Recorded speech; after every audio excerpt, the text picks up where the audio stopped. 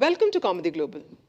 The People's Liberation Army had inducted a large number of technologically modern, state-of-art tanks which were being employed operationally as a mix of medium and light tanks with high power to weight ratios according to Army sources.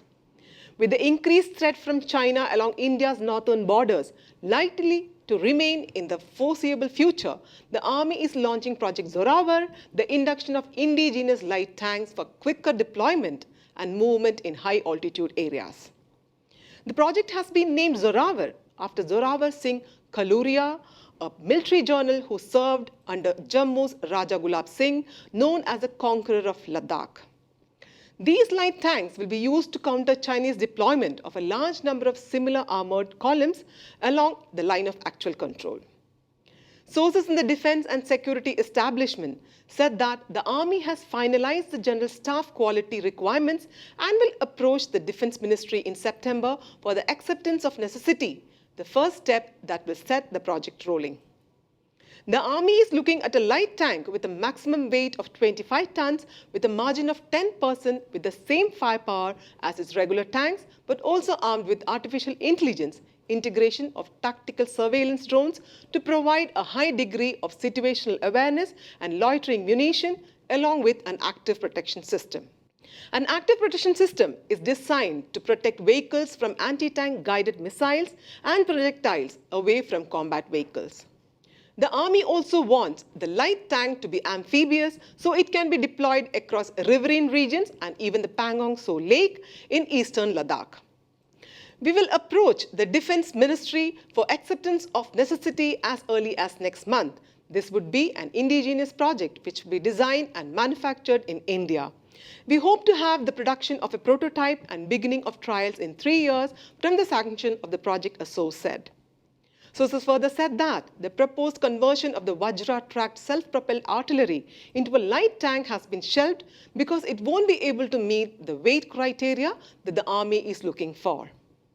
They added that the 25-ton weight is the maximum that can allow for the tanks to be airlifted in high-altitude zones. The Army has in the past successfully employed light tanks as force multipliers in multiple battle engagements in the past. This includes the deployment of Stuart tanks of a 254 Indian Tank Brigade in the Battle of Kohima in World War II, at Nowshera, Jhangar, Rajouri, and most successfully at Zojila in the Indo-Pak War in 1947-48. The AMX-13 tanks were deployed at Chushul and Bomdila in 1962 and in Chamb in 1965. The amphibious PT-76 light tanks were deployed successfully in 1971, with the tanks leading the race of Dhaka. The AMX-13 and PT-76 tanks were phased out in the 1980s after the focus of the Army shifted primarily to the western borders, resulting in the conversion of PT-76 units to the T-22 profile.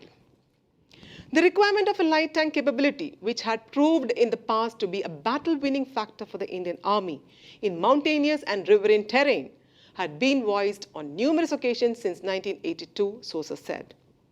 Current threat scenario and the contours of the likely future wars have thrown up new challenges for which the Indian Army has to be prepared. The equipment profile of tanks in the Indian Army must have the versatility and flexibility of medium and light platforms, a third source said. Sources said that a lightweight agile platform with a high power to weight ratio with substantial firepower protection, surveillance and communication capabilities is essential to provide the Army the versatility to execute operations in varying terrain against diverse threats and equipment profiles of adversaries. Armored Fighting Vehicle Indian Light Tank AFV-ILT, offering capability for multiple employment options along with the niche technologies is therefore an operational imperative, one of the sources said. It said the Ladakh standoff with China has shown that armored columns are one of the most prominent factors in defining the operational capability of the land forces. The increased threat on the northern borders is likely to remain a threat in the foreseeable future, sources further said, adding that while the Army had also deployed its T-90 and T-72 tanks, surprising the Chinese lighter tanks would mean faster deployment and increased mobility in mountainous terrain. The Army currently operates 3 different types of tanks, with the latest being the Arjun Mk1A, which weighs a massive 68.5 tons, the T90 weighs about 46 tons, and T72 about 45 tons. Tanks were primarily designed for operations in plains and desert terrain and have their own limitations when employed in high altitude areas. They face a similar handicap when employed in the marginal terrain of the Rann of Kutch, said a source.